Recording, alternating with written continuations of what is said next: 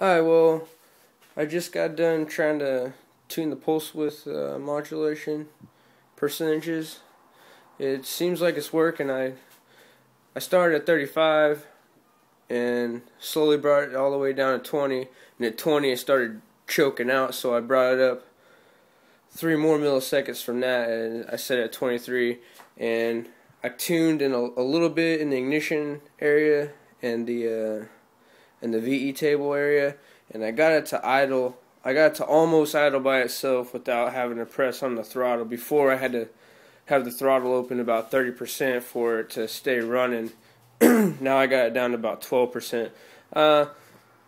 It doesn't have any cold air stuff, so I might have to just do that. I hope not, but I'll figure it out. What I'm really worried about is my brand new headers from MSA or whatever. Well, I got them on eBay, but they're MSA headers. Anyway, the paint started burning off of them. It's pretty noticeable, but the number 1 exhaust, the paint isn't boiling, it's still on there. And I took a heat gun to it, and I checked number 6. It's right back in there. It's 125 now. I'll let it cool down a little bit. But the number 1 was sitting at about 130, 150. I can't remember exactly. But the number 6 was sitting at about 450. So, what's up with that? I was thinking that maybe my number 1, I've been having trouble with this rocker, the exhaust rocker for number 1 cylinder. It keeps falling off. But I took, it keeps falling off if I adjust it for 0.08 inches of lash. I think that's what it is. Whatever it is in the book, that's what I adjusted it to. But I don't know. I did that, and it kept falling off. So I just tightened it up real snug, and it hasn't fallen off since. I've already started it twice since then. I don't know. That's kind of weird. I was wondering what was up with that. But yeah, it's running. It sounds good. It sounds like it's missing if I rev it up. I got it to rev up to about 2 or 3K. And it sounds like it did before I blew it up.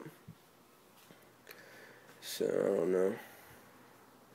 I'll have to figure that one out. I'll probably be doing a lot of research tonight while my wife falls asleep. But other than that, it runs pretty good. It sounds great at idle, but I have 0 map pressure. I was sitting at, I think, like 96, 94 is like the lowest I could get it, and that was at 1,000 RPM idle. So, if I'm having too much, if I have too much more trouble with it, I might just swap it out with the stock cam and the original head. I'll swap out the rockers and the head and stuff. That shouldn't take much more than an hour. I'll just do all the cam bearings. Let's pull it all off. Take the cam bolt, stick the screwdriver down there, whatever. Just have it sitting off to the side, and swap the new one on, put the rockers on, lash it out, call it good, see what that gets me. But this cam is freaking huge, man. 292 duration is, yeah, it sounds like it if you listen to the other video I have of it. I still got another video I need to upload on YouTube, but I'll figure it out. But anyway, yeah, it's going great. I mean, I would have had it probably idling pretty good this weekend, but I had family stuff in Kansas I had to go take care of. But there it is, my tuning gear. I'm still doing the dash. This is a work in progress. But I also have another problem. I got the Innovate wideband wired in or whatever, but I haven't been able to get power to it because it's wired into the fuel pump relay. I thought that's how it is in the wiring diagram. I thought that once I would be able to start it up, that the LED would turn on and I could start, doing the heat test or the heat calibration and the O2 calibration and then install it, but it doesn't seem like it's working. Also, in the tuner studio, the gauge for the O2 sensor actually fluctuates pretty. I mean, it moves around from about 10 to almost 20. I don't know what that's about. I'll have to do a little more research about that, but I can't even tune the car until I get the wideband working. So, but I also have a problem with the timing too. I don't know what the fuck. I can't see anything on number 1 cylinder as far as the timing marks, but I put on number 6 and I could see just fine.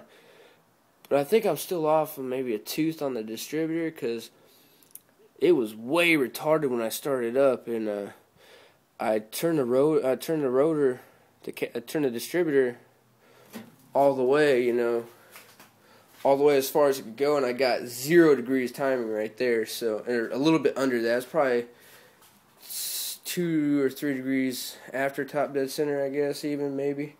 I don't know. I'm about to figure that one out.